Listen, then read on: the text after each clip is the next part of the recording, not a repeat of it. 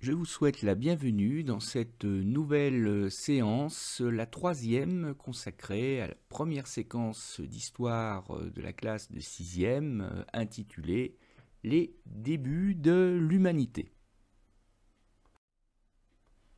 Après avoir, au cours de la séance précédente, planté le décor spatial, après avoir exploré la dimension géographique des débuts de l'humanité à travers la carte des premières migrations humaines, je vous invite aujourd'hui à découvrir quelques temps forts des débuts de l'humanité et donc à planter le décor temporel, chronologique, en découvrant ensemble une frise chronologique très simple.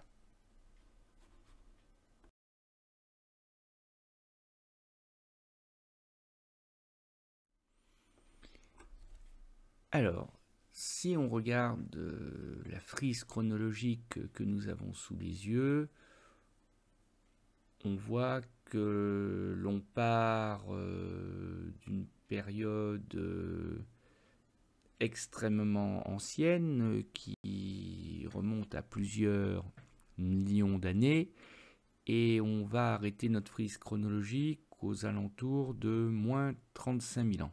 Donc on a plusieurs millions d'années sous les yeux.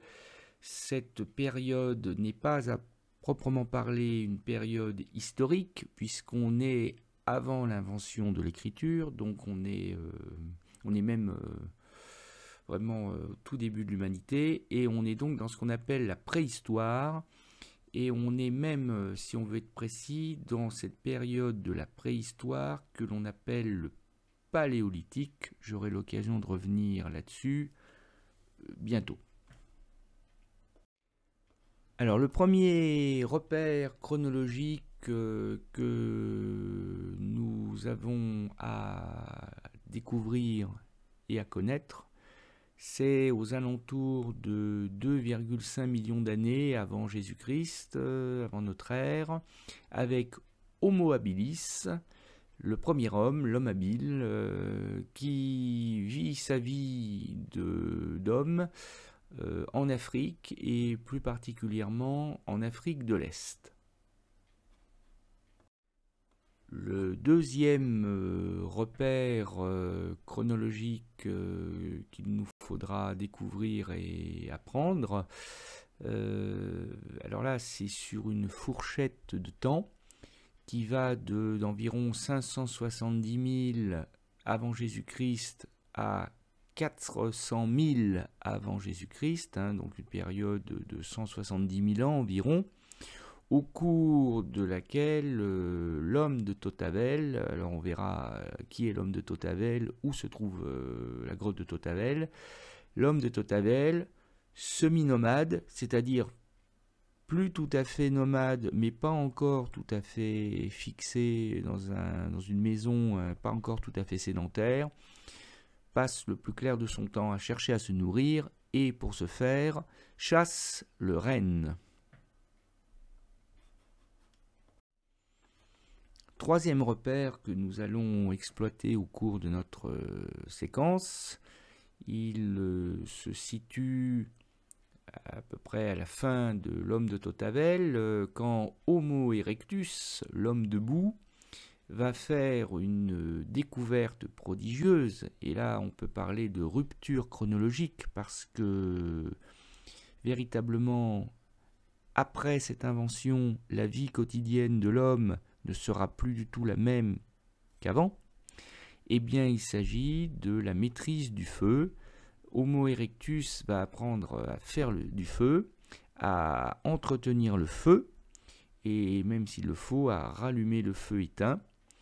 Et on pense, les archéologues estiment cette maîtrise de l'usage du feu aux alentours de moins 400 000, ou, pour le dire autrement, vers 400 000 avant Jésus-Christ. Dernier repère chronologique qui nous intéresse, là on s'approche de la fin du Paléolithique, on est aux alentours de moins 35 000 avant Jésus-Christ, et Homo sapiens occupe ponctuellement, c'est-à-dire pas en permanence, sans doute à la mauvaise saison, occupe ponctuellement la grotte Chauvet. Et on aura l'occasion de découvrir très vite, puisque ça va être l'objet de la prochaine séance, la grotte Chauvet.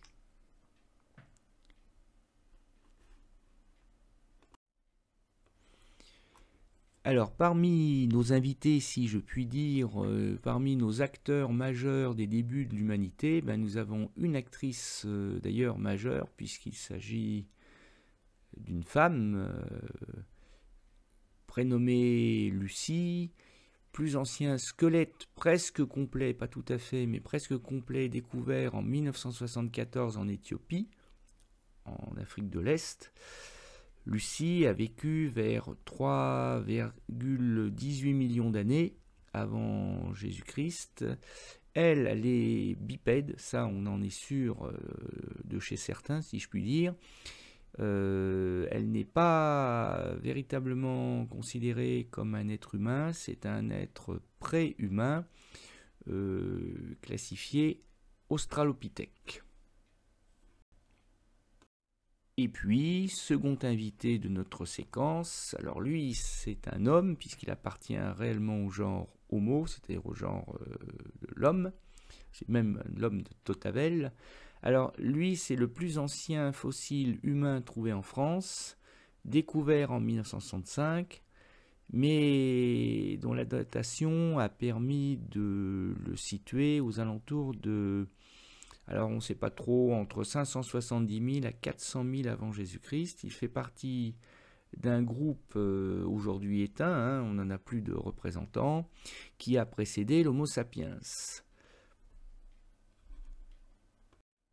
Et alors si, petit sixième, tu te demandes comment il est possible d'avoir des photographies aussi précise, aussi vivante de Lucie et de Totavel, l'homme de Totavel, qui sont morts pourtant depuis des centaines de milliers d'années pour l'homme de Totavel, et même des millions d'années pour Lucie. Si tu te demandes comment c'est possible, eh ben c'est tout simplement parce que on a demandé à des artistes anatomiciens de reconstituer à partir des squelettes, notamment des crânes retrouvés, de reconstituer l'homme de Totavel et Lucie tels qu'ils pouvaient être du temps de leur vivant. Voilà, c'est tout pour aujourd'hui, pour cette séance de découverte des premiers hommes. À bientôt pour la découverte de la grotte de Chauvet.